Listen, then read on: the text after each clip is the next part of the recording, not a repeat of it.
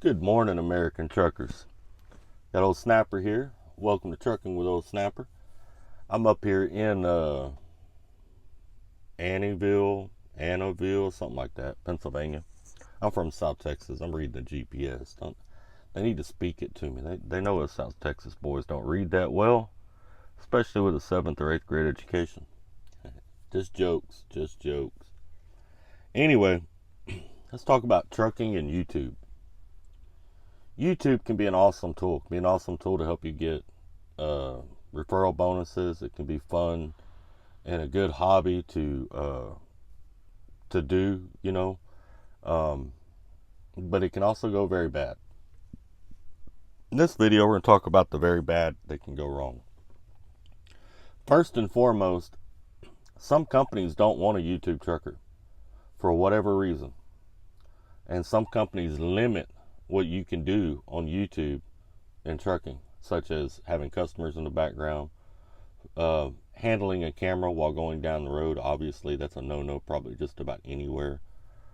Normally, if I'm doing anything going down the road, like right here, that's my dash cam I set. I just take it and put it in a different position, and I Velcro it down. And then I just voice over it like I'm doing here. I don't touch it, don't mess with it, nothing. But some people will put them on their heads and stuff like that, and people have been fired for stuff like that. The other thing is, some companies don't want a YouTube trucker because they have something to hide. Their company is not what it's made out to be, or there's not a lot of truth, or there may be something going wrong in their company. Normally, if a company doesn't want a truck driver that's on YouTube, I see that as a warning sign. That's an alarm to me. And at that point, I don't really care for working there, Also, some guys have been known to make YouTube videos not realizing that, and they end up losing their jobs. Because these companies have people that watch that kind of stuff. My company watches all of my videos. Which, that'll get me into something else. You're going to have other drivers that are YouTubers, and it's a real tight space. There's a lot of us out here. But try to avoid being a part of dealing with any of the other drivers that are on YouTube. That includes myself. There's a lot of drama involved in it. A lot of times they're going to play like your friend, and they may be your friend at first, but they are always constantly looking for something to use against you, because there's a lot of jealousy. While you're small, they won't mess with you much.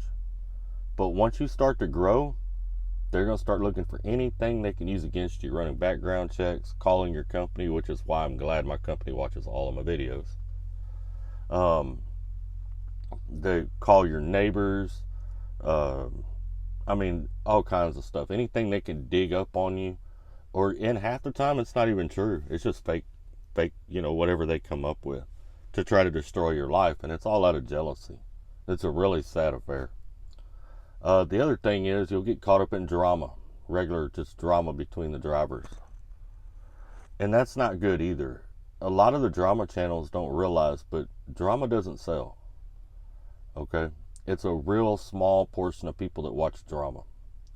But it's attractive to small channels because it'll get you more viewers. But once you cap out, 2,000 or 3,000 viewers, that's it. You'll never get no higher than that. If you look at the really large channels, they don't do drama. They don't have drama. It took them time to grow to that point. But they have a positive channel. They normally don't cuss a lot. And they don't dabble in the drama a whole heck of a lot. They might have when they were real little. But once they get past that, they don't. Because it'll hurt your channel.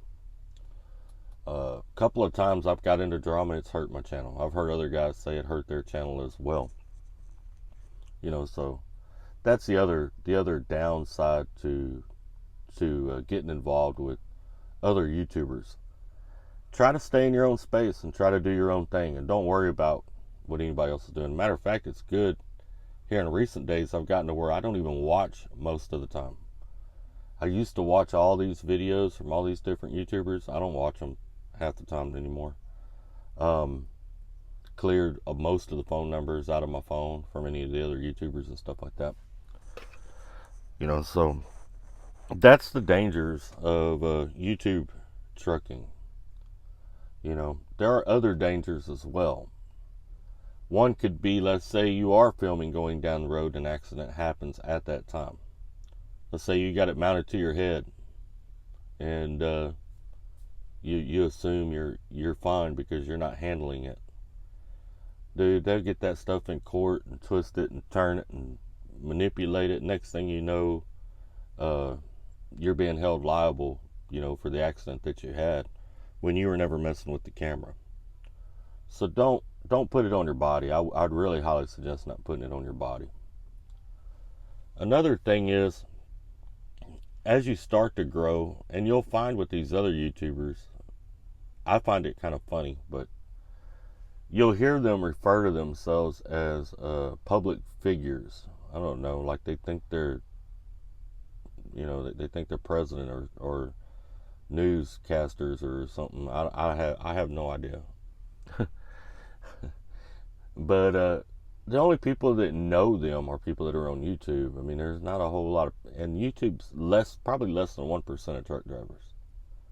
You might get recognized here and there every once in a while, but trust me, it ain't like no public figure.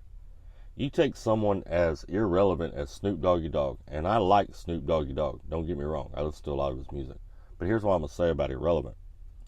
Snoop Doggy Dogg's height was in the 90s. All right, we're 20 years past his height. That dude to this day can't even walk in an Asian market and shop. You know what I'm saying? He has to wear a disguise if he wants to try to do anything in public. That is a public figure. Okay? A trucker rolling down the road filming some footage like I'm doing right here, we ain't public figures. There's 34 million of us in the United States doing that. So...